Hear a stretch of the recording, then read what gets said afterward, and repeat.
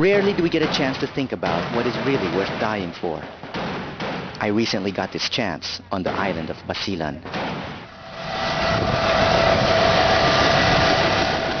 When news broke of kidnappings in Palawan by the Abu Sayyaf group last May 28th, the military and the media mobilized almost at the same time.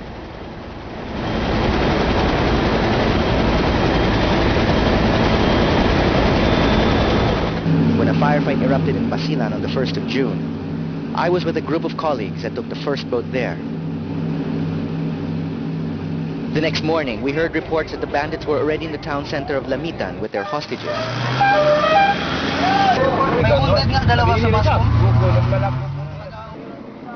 We stopped at a small hospital in Isabela town to see the first casualties.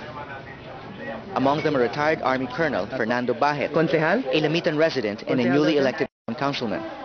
He and his neighbors engaged the Abu Sayyaf in a gun battle just that morning. Sir, kaya mo yan, sir! Esmeraldo. Colonel Bahet was fast losing blood. The hospital's blood supply had run out. Type A. Type A. So, wala kayong dugo rito? Wala naman kami nag-start dito ng dugo.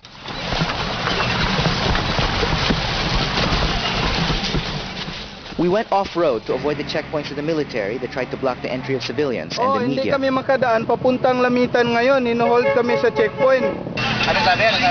Dire-diretso tayo ba? Babarin daw nila tayo. Sino sabi na? Yung military daw. Pag dumire-diretso daw tayo.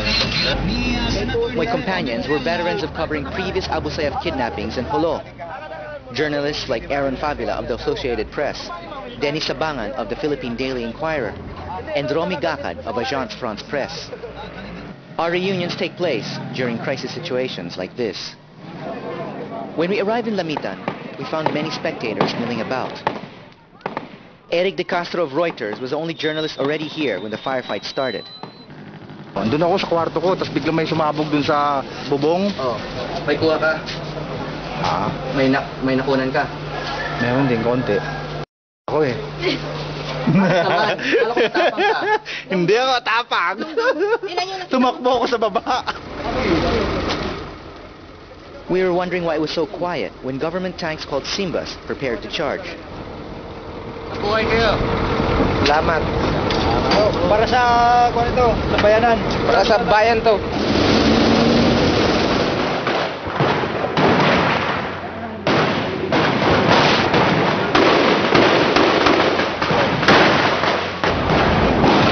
Huwag ka magtatawid, pare. Huwag ka magtatawid.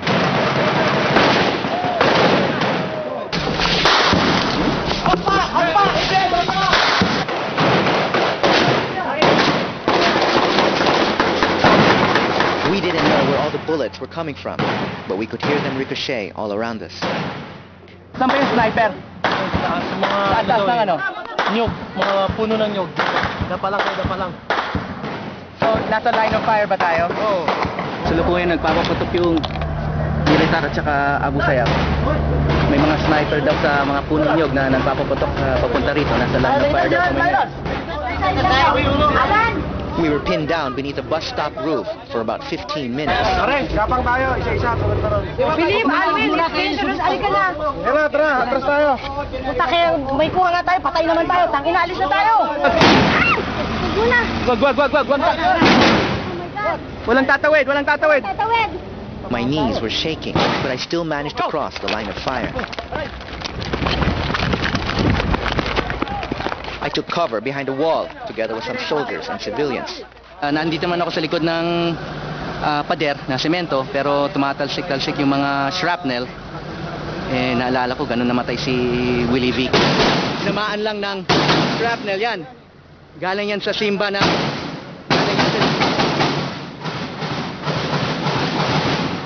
I found out that Abu Sayyaf snipers were positioned in a church tower near a hospital where the hostages were being kept. Snipers were also atop a water tower and in treetops. The bus stop where we were pinned down was visible from the church tower. The night before, an unsuspecting company of the Army Scout Rangers arriving in a truck were ambushed by the bandits. The Scout Ranger's buddy was killed right next to him. Itong araw na to? June. Ha? June, mga anak. In other countries, military authorities would have been careful about risking the safety of civilians, which is why specialized commandos would be sent to rescue hostages. But the tactics of the military here seem to be to keep attacking the bandits' position in the hope that some hostages would escape in the confusion. This is how a few hostages were able to get out. But even more civilians were hurt, and homes were destroyed. The electricity was shut off in Lamitan, so evacuees waited anxiously in the dark. Yung bahay namin yung sa harap ng Central School. Oo, anong nangyari? Yung natamaan ng rocket launcher ng helicopter kanina. So yung natamaan doon yung kapatid ko dito.